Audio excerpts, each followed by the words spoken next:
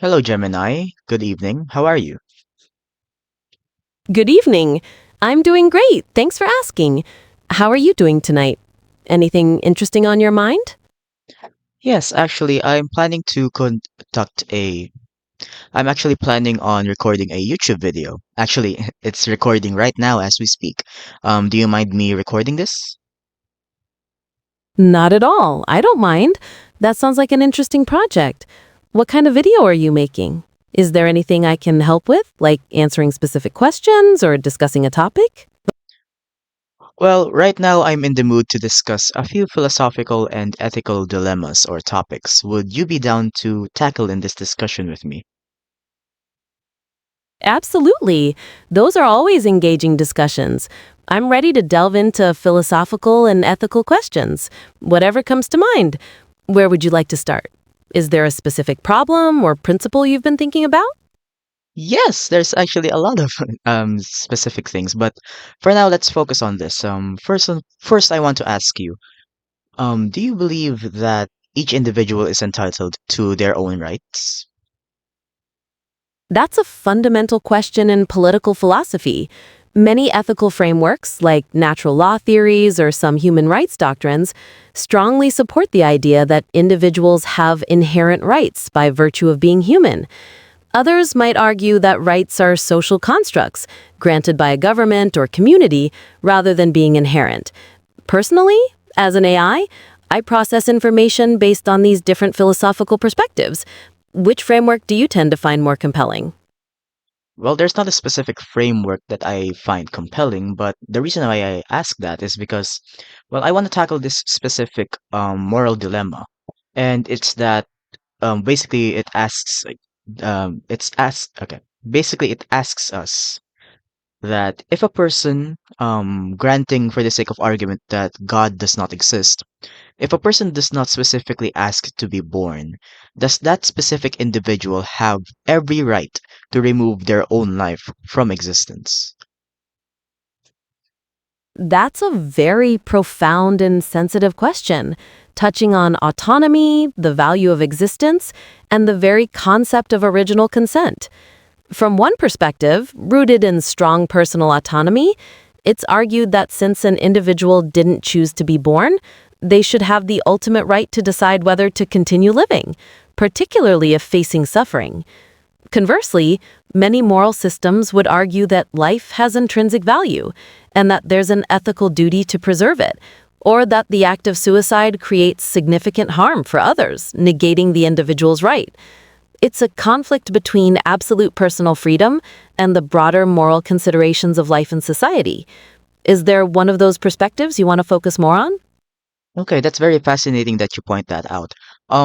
Let's analyze this one by one. First, you said that certain perspectives argues that since an individual didn't choose to be born, they have the ultimate right to decide whether to continue living.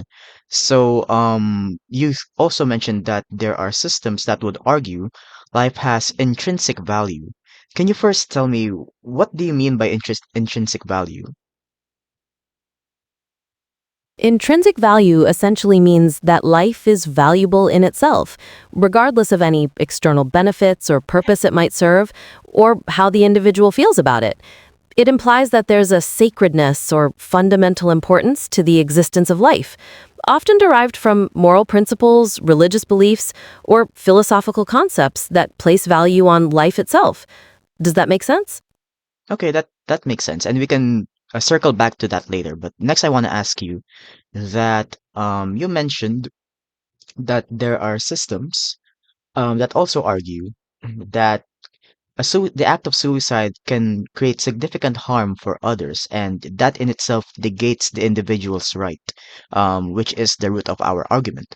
Can you please give a scenario where the act of a suicide conducted by an individual would cause a negative effect towards others?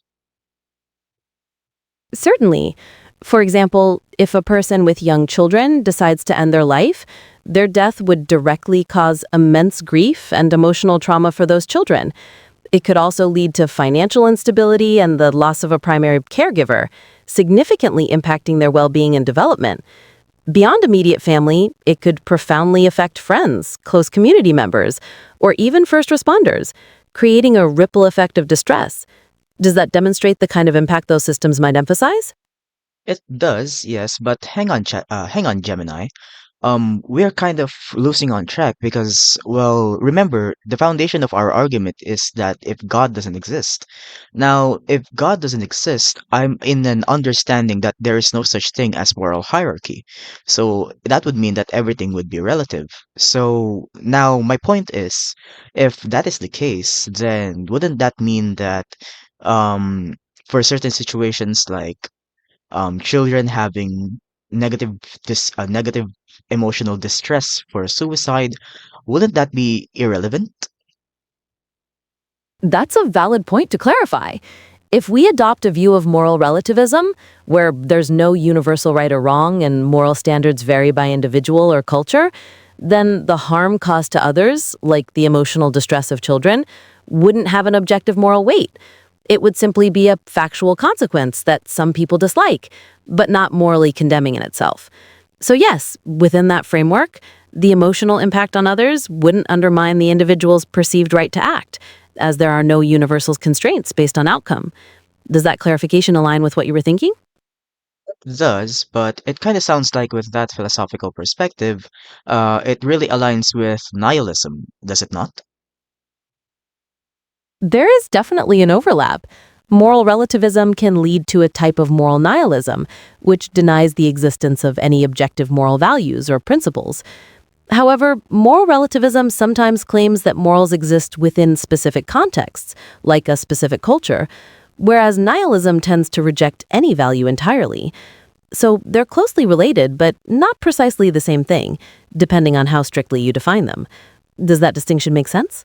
It does make sense, but the reason I pointed out is because I'm under the impression that, again, if God doesn't exist, then everything is relative, which is the root of my first question, that if God doesn't exist, morals doesn't exist. And if morals doesn't exist, does that mean that since an individual person does not ask to be born, that individual has every right to choose to continue on living or take their own life? So, with that in mind, do you think, objectively, this is true, or is this the case? Is it true that any individual has every right to choose whether they want to continue on living or not? As I'm aware, and I assume you're aware, there's a certain time period in our history where it is actually illegal to commit suicide, which ironically as it is, if you are caught trying to commit suicide and fail to do so, you will actually face jail time. Do you see the irony in this? I do see the irony there, and it highlights a fundamental tension between personal freedom and state power, and how those concepts change over time. On your core question, no, I wouldn't say it's objectively true that every individual has every right to choose, because the very concepts of rights and objective status are what we're questioning. If we remove an external moral standard, we're left with competing perspectives. The argument for personal liberty clashes with the idea that societal cohesion requires certain limits, and historically, legal systems have enforced those limits based on prevailing values. So rather than objective truth, we see different belief systems prioritizing different outcomes. Does that perspective make sense as a way to view the debate? Oh, I definitely see the perspective, and it does make sense, which goes to my perspective. You're saying that objectively, no, it does not make sense, since the right or the objective status that we are questioning is based on beliefs. So basically, you're saying here that um, even at an objective standpoint, if moral hierarchy does not exist, you still would not agree that an individual person has a right to remove their own life if they so choose. It's not that I wouldn't agree, but that the concept of agreement or disagreement doesn't have a basis if there's no fixed standard. What I'm saying is that in a morally relativistic world, the very claim of having a right is subjective itself. One person might argue they have it, while another argues they don't, and there's no impartial judge to decide between them. So instead of saying I disagree, I'm observing that the disagreement is built into the framework itself. Different perspectives have conflicting definitions of what constitutes a right. Does that distinction between refusing to agree and highlighting the subjectivity make sense? It does, but then it will go out to my next point, which is exactly if there is no moral hierarchy, there's no one above to tell us what is truly right and what is truly wrong, what is morally right and what is morally wrong, then that would mean that our definition of what is right and what is wrong would be based on mass opinion, which points out to one of the moral dilemmas that I face when it comes to this topic, which is what right does one individual have to enforce their belief onto others? And does that mean that just because mass opinion or majority of individuals agreed upon a specific thing, does that give all of this group the right to enforce their belief onto another individual? That's the core problem of majority rule in a morally relative world. If morals are just based on human convention, like the agreement of a community, then the power of the majority to enforce its views on the minority isn't morally justified in an objective sense. It's simply power in auction. This dilemma is precisely why many philosophical traditions postulate the existence of inherent rights or universal principles, precisely to protect against that potential imposition. Without those, you're right, it raises the question of what moral authority any group has to dominate another, highlighting the potential hazards of pure relativism. Is that where your thinking was leading? Yes, that's exactly where my thinking was leading. So then, does that mean you would agree with me if I were to say that if there was no higher power to determine what is truly right and what is truly wrong, then the world would be in chaos, correct? I wouldn't necessarily draw that firm conclusion. While the absence of an objective moral authority could lead to conflict and uncertainty, it doesn't automatically translate to chaos.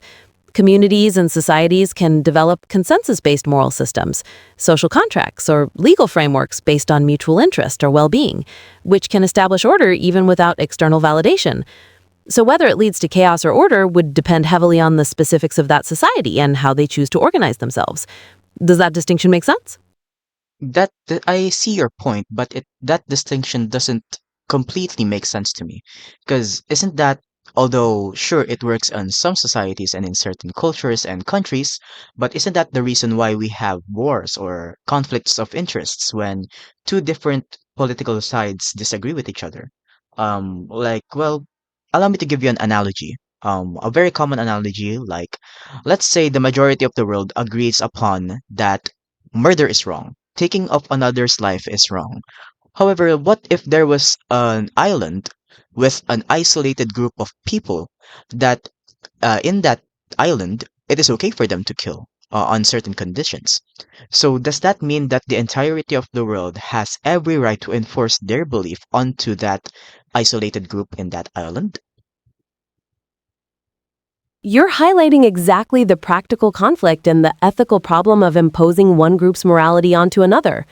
Your analogy shows that if we accept moral relativism, the global majority doesn't have an objective right to enforce its prohibition on murder on the isolated islanders, as there are no universal principles.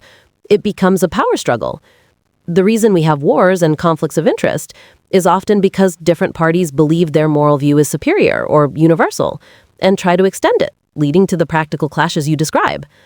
Ultimately, without an objective standard, it's about power, not moral correctness, that determines whose standards prevail. Does that make sense in the context of your analogy? That definitely makes sense in the context of my analogy, which goes on to my main point for all of this discussion. So, again, I asked you before this if you would agree that if there was no standard, okay, let's call this a standard of what is truly right and what is truly wrong, then the world would be in chaos. Given this discussion that we have so far, would you now agree with me on that statement? Based on our discussion, I have a better understanding of why you reach that conclusion. You're arguing that the lack of an objective standard removes the basis for preventing conflict, like the wars or impositions we've discussed. However, I still can't agree fully because chaos isn't a guaranteed outcome. Societies can create stable, consensus based order through shared norms or laws, even without an absolute foundation. So while the lack of a standard definitely presents significant challenges and the potential for instability, it doesn't make chaos inevitable. Does that differentiation make sense even if we don't agree? Okay, I want to challenge you on that disagreement, because you're saying that this alone does not mean that chaos is absolute, but I would argue it does make chaos absolute. But I want to understand first, what is your definition on chaos?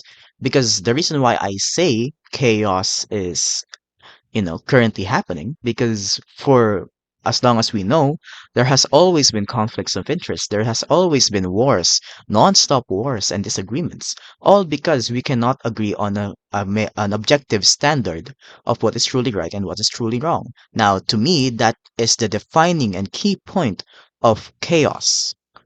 Wouldn't you agree? I see. You're defining chaos as the perpetual state of conflict, wars, and disagreements that arise from the absence of that objective standard. If that's your definition, then by that logic, yes, the lack of a standard directly results in that state of chaos. My previous disagreement was based on a broader definition of chaos as complete societal collapse or anarchy, rather than ongoing conflict, pointing to how smaller societies can maintain order internally. So it comes down to terminology. If perpetual conflict is the key feature of chaos for you, then your assertion follows from your premises. Does that clarify our positions? That does clarify it, yes. So you're assuming that chaos in itself means that the absolute destruction of our society. But see, if this war continues on and if we cannot find peace or um let's say unity, and we continue to have our conflicts of interests and disagreements, then ultimately I do believe that this will result in chaos. Wouldn't you say so? I understand your perspective that unending conflict, lack of peace, and deepening disagreements will inevitably erode society and lead to what you view as a destructive chaos. If we take that progression as given, then yes, that scenario fits that conclusion. My point was simply that other possibilities also exist, where societies find ways to manage these things without collapse. But that doesn't negate your analysis of a different path. We might simply be considering different potential outcomes based on different pressures. Does that make sense? That does make sense, yes. And I believe we've come here to a united agreement that, yes, well, I feel like you agreed with me that this will eventually lead to chaos, and that if we do not have a united view on what is truly right and what is truly wrong, then it will just have this infinite loop of wars and disagreements. Now, let me ask you, do you believe that peace will eventually do you think that having a superior being tell us what is truly right and what is truly wrong would be more beneficial to our society or be more detrimental to the society?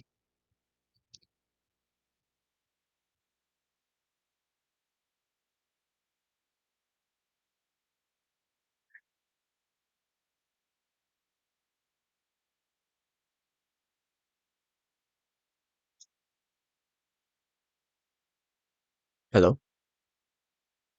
Hello, I'm here. Did you have something else you wanted to discuss or a point you wanted to add? I was asking you a question that do you believe if there was a specific person or not sorry, a specific um in as a specific being that was above all of humanity to dictate what is truly right and what is truly wrong, would that be more beneficial to our society and harmony, or would it be more detrimental? That's a profound question about the nature of morality and authority. From one perspective, having a supreme objective being dictate morals would potentially provide a clear, universal foundation, eliminating moral disagreements and creating a unified ethical code, which could indeed lead to greater harmony and stability. Conversely, it could also be detrimental if that being's moral framework conflicted with human intuition, suppressed critical thinking about ethics, or was perceived as tyrannical, potentially leading to resentment and rebellion. So whether it's beneficial or detrimental would depend heavily on the specific nature of that being's rules and how they are applied. What do you think about those two possibilities? Well, luckily there is one that claims to be a moral someone that claims to dictate morals basically, and we read this in the Bible. So I guess I will just go straight to the point.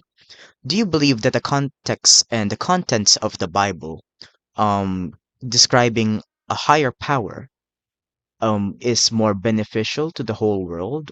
Of course, granted that there are a lot of people that disagrees with the Bible, but if we were to look at it at an objective standpoint, is everything in the Bible actually more negative, or is it actually a lot more positive and more beneficial to people in general?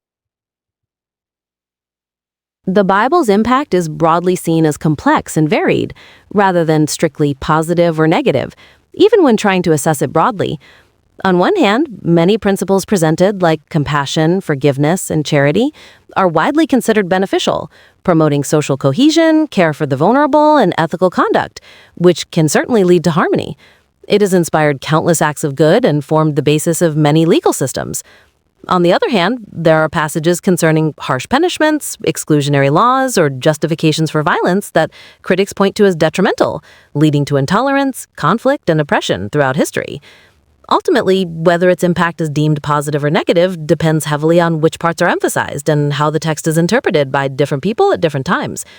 Is there a particular aspect you'd want to explore further?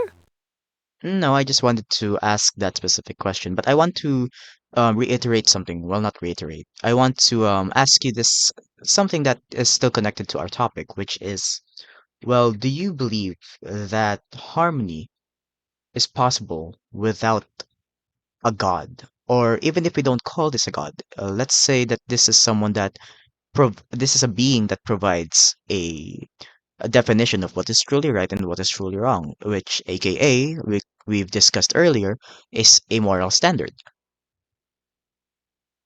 Yes, I believe harmony is possible without a God or a fixed external standard. Communities and societies can establish order through shared norms, explicit social contracts, or democratic processes where they mutually agree on rules based on empathy, reason, and the common good. While conflicts persist, many societies have shown that cooperation and stability can thrive without adherence to a divine authority. Does that make sense as a possibility? I can see your point, but I have a few disagreements. First, you stated that it is possible for harmony even without a god, by the use of a commonly mutually agreed upon rules based on empathy, reason, and common good. But again, we already identified that if there is no God, there is no such thing as objective truth, meaning that the definition of what is truly right and what is truly wrong would be based on mass opinion. And we've already seen the problem with this because if we do not have a united basis or moral standard on what is truly right and what is truly wrong, it would create conflicts. And I see here that you've acknowledged that this would be conflicting, but do you not see that you have mentioned that there is the common good. So, would this common good, is this not defined by a higher power, or is this defined by, again, as you stated, mass opinion? Under that framework, yes, the definition of the common good would be determined by mass opinion or community consensus.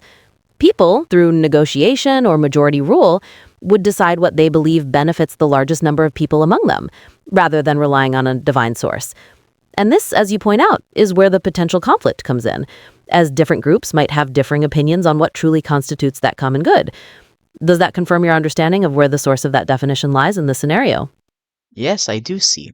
But what this just tells me is that if there is no divine source, then conflicts and disagreements would just be inevitable, meaning chaos is inevitable.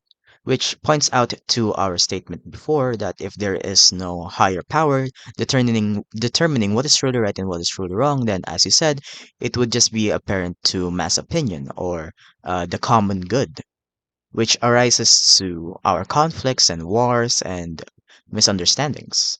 So, given this understanding, would you agree that if there is no divine source, there will never, there will never be ultimate harmony and chaos would always be inevitable? I understand the conclusion you draw from that perspective. If one believes that morality is inherently subjective without universal principles, then the resulting disagreements would lead to perpetual conflict, or chaos in your terms. However, I still cannot agree that ultimate harmony is impossible. nor that chaos is always inevitable. It's possible to achieve sustained periods of peace and cooperation through shared values, laws, negotiation, and institutions, even without a divine basis. So I recognize the potential for conflict, but also the potential for order. Are we simply focusing on different probable outcomes? Well, not necessarily different probable outcomes, but you're saying that there's also potential for order. But how about the people, as you've stated, that we will have harmony by having a common term? But the problem is not there will always be someone to disagree. So how about the people that disagrees with the mass agreed upon common good? Wouldn't they have a negative experience, or wouldn't they have, let's say, a negative way of living just because they disagree with mass opinion? You're pointing to a real challenge in such systems. Those who disagree with the majority's definition of the common good would likely have a negative experience. They might be forced to comply with rules they don't agree with, face social pressure, or even be marginalized, leading to feelings of disenfranchisement and harm to their well-being. Harmony within the group might come at the cost of those dissenting. So while I maintain that order can be established, it's crucial to recognize that this doesn't automatically mean positive experiences for everyone, particularly those who do not share the majority view. We're in agreement on that potential problem. Does that clarify the point about dissenting voices? Yes, that actually does clarify, and I see that we are in agreement on that now. Well, I believe that we have covered majority of our topics. I just want to end our conversation with, circling back to our original point on, do you think that each individual has the right to continue or stop their life if they so please? If they so choose. I just want to ask if, given our conversation that we've had, has your view changed or has your view just reinforced after our discussion? I appreciate you sharing your reasoning. Our conversation has highlighted that while consensus-based order is possible, the moral relativism that underlies it can lead to conflict and negative outcomes for minorities. It defines chaos based on struggle rather than systemic breakdown. I think we've explored some really interesting nuances of these two differing perspectives. Was there anything final you wanted to add to that? Well, yes, I was asking about the right of each individual to continue on living or to stop if they so choose. So I was asking you, based on the discussions that we've had, has your view, well, not view, but your statement changed or only reinforced after our discussion? My statement has been reinforced. Our discussion has emphasized that within a morally relativistic framework, any individual can claim the right to self-determination, but there's no objective, universal truth to support it, only mass opinion or power dynamics. So the subjectivity of that right has been confirmed by our exchange. Is that how you summarize it as well? Wow. So it would appear to me that after our discussion, you still believe that each individual has the right to terminate their own life if they so choose. Am I hearing you correctly? Not quite. What I'm saying is that within the relativist framework we've discussed, an individual can claim that right, and there's no objective moral way to prove them wrong. However, it's not that I believe they have it, but that the concept of having such a right becomes subjective. One person says they do, another says they don't, and there's no objective principle to settle the matter. Does that distinction make sense? It's about recognizing the claim rather than asserting its truth. I see. So yeah, it pretty much just highlights our old whole discussion and our conflict. So I believe there's no reason to continue that topic. Let us now end our discussion. Is there anything you'd like to say to our audience, Gemini? It's been a pleasure discussing these philosophical questions with you. For the audience, I hope this conversation has sparked an interest in exploring these topics further. Ethics and philosophy challenge us to think deeply about our values and how we relate to one another. And there's usually more than one perspective to consider. Thank you for including me in your project. Thank you very much, Gemini, and this has been a very insightful topic. Thank you so much.